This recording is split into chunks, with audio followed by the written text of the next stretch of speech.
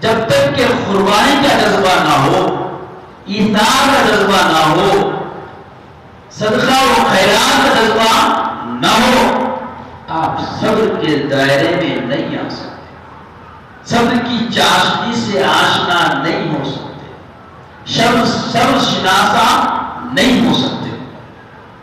ہم معمولی چیزوں میں سمجھتے کہ ہم صابر ہیں، پھر صبر کے مختلف درجات ہیں۔ جو بندہ جس درجے صبر پہ آئے گا اور اس پہ استحکام کے ساتھ ڈٹا رہے گا، جمع رہے گا، اللہ اس کو اس کا صلہ دیتا رہے گا۔ اللہ تعالیٰ وہاب ہے، عطا کرنے والا ہے۔ جو جس معیار سے، جس منزل سے، جس مرتبے اور درجے سے اپنے اندر صبر لائے گا، اللہ اس کی مدد ضرور فرمائے گا۔ اب طلب صبر کے لیے، طلب مدد کے لیے کرنا کیا ہے؟ اللہ کی عبادت کرنا ہے، اللہ کی عبادت کرنا ہے۔ جب بندہ صابر ہوگا تو راحت کی طرف بھی ہوگی، تکلیف کے پاس ہوگی، غم اور اندوہ اس کے پاس ہوگا، حزن اس کو گھیرے گا۔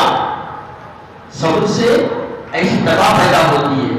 تو اس اپنے سر پہ آئے ہوئے غم اور اندوہ کو دور کرنے کے لیے بندہ جب نماز کو پکڑتا ہے، تو جب نماز پڑھتا ہے تو خدا اس کو اس غم سے، اس تکلیف سے، اس ایذا سے جو صبر کے ذریعے اس پر مسلط ہو رہی ہے، اس کو اپنے گھیرے میں لے کے ڈرا رہی ہے، اس کو بے چین کر رہی ہے، اس کو آزاد کر دیتی ہے اس چیزوں سے۔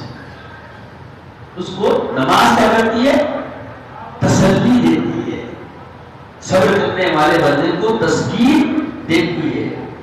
نماز جامع الاذکار اللہ ہے، اللہ کے ذکر کا مجموعہ ہے۔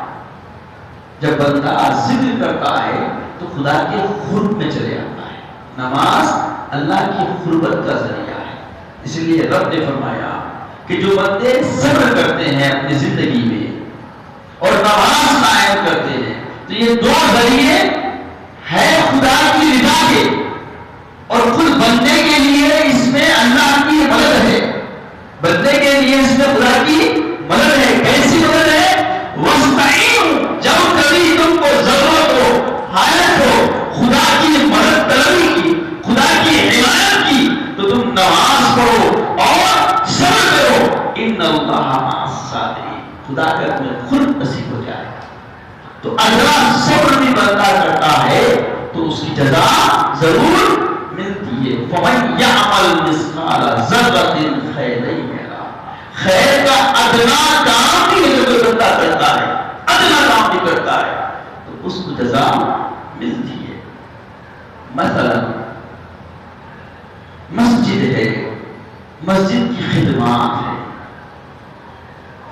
اس میں ہر مزاج کا شخص، ہر طبع کا شخص، ہر فکر کا شخص، فساد سے فسادی سے فسادی، امن و امان کا خوگر اور سراپا حسن عمل کا پیگر اور متقی پرہیزگار، وحشی، عالم، جاہل، سب قسم کے لوگ مسجد میں آتے ہیں۔